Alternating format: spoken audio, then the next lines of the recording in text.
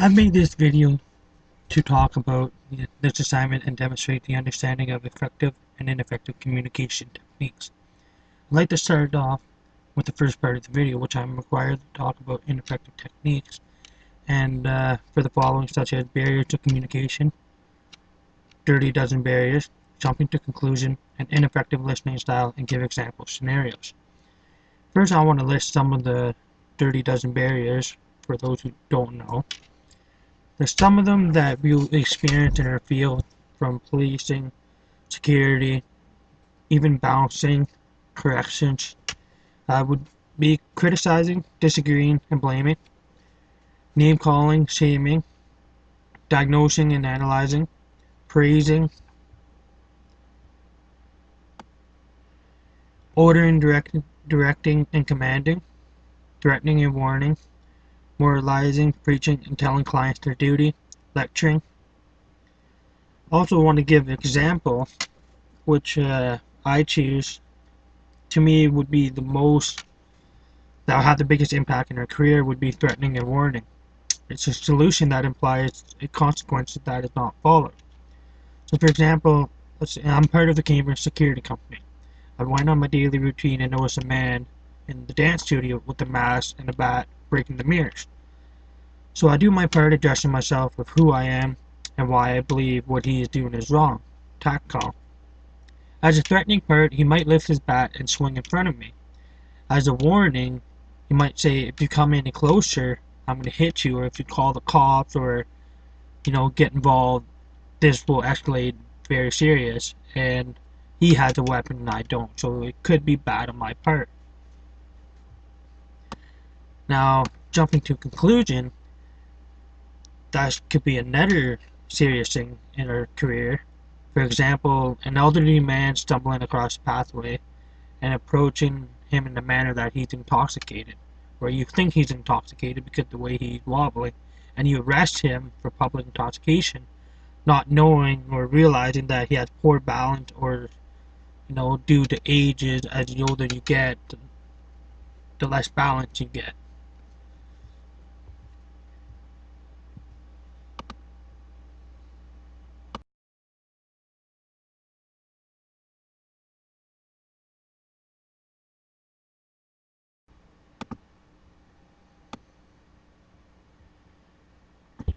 In this second video, I am to demonstrate how effective communication skill can lead to de-escalation and problem behaviors. So to be more professional at this, use the following: iMessage, paraphrasing, perception check, BCFI, active listening, nonverbal communication, and developing rapport. I'll start with the first one, is iMessage. I'll say some incorrect things, and I'll say the proper way of saying it after. So here's a few examples. I'll start with incorrect and correct after. So, incorrect: I wish you would let me finish speaking. Correct way of saying that: I feel frustrated when you interrupt me. And incorrect: I can't believe that you brought me flowers. Correct: I feel appreciated when you bring me flowers. One more: I'm glad to see you are doing something around the house. In the correct way: I feel thankful when you take out the garbage. Now the next one is paraphrasing. Paraphrasing, I can give an example. Any trip to Italy should include a visit to Tuscany to sample their wine. Now paraphrasing is taking that but into a shorter, so like summarizing. So be sure to include the wine tasting experience when you visit Italy. The next one would be perception checking. Now perception checking is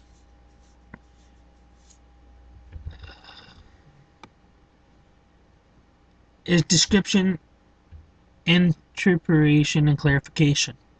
So a perception checking statement is a message you create to check your understanding of someone's word or behavior.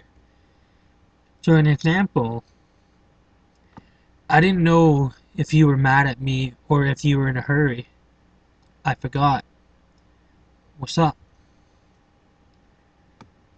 Another example: you haven't called in a few days. I am not sure whether you're upset with me Or have you been busy? What's going on? Now, for protect and check-in, there's three parts.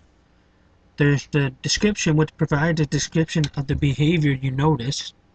The second part is interpretation. Provide two possible interpretation of the behavior. And the third one is clarification. Request clarification from the person about the behavior or your interpretation. The next one is active listening.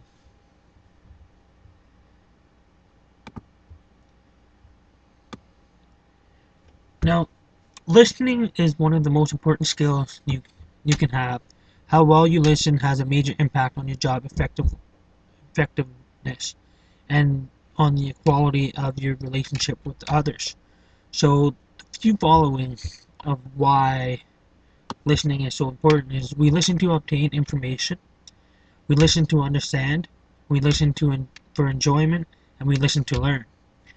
In the future, we will come across a few people who are dealing with crisis, and instead of suggesting or jumping to conclusion, it's better off to listen.